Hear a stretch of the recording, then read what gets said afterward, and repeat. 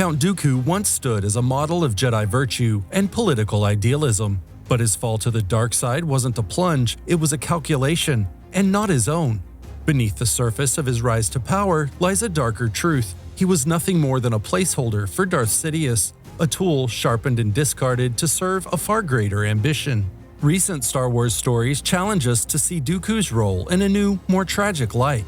Tales of the Jedi revealed pivotal moments in Dooku's life, moments that deepen the mystery surrounding his fall.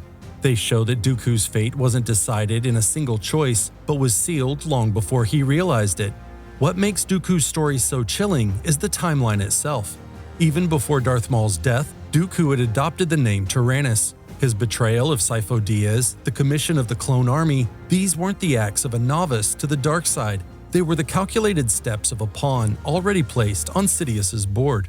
Did Dooku ever realize he was nothing more than a pawn, or did his arrogance blind him to Sidious's deceit?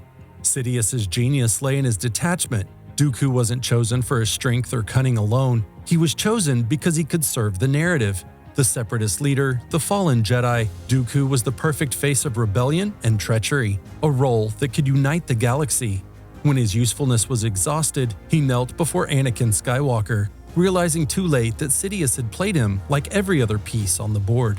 Dooku's end wasn't just a personal tragedy, it was a masterstroke of Sith philosophy. The Rule of Two teaches that the apprentice must overthrow the master, desiring power above all else. Yet Dooku's case was different. Sidious flipped the paradigm, turning his apprentice into a sacrifice, a pawn to lure the successor he truly desired.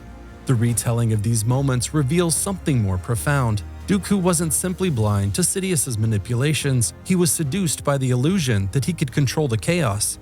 Perhaps the greatest tragedy is that Dooku believed he was playing Sidious, convinced his ideals could outmaneuver Sidious's ultimate design.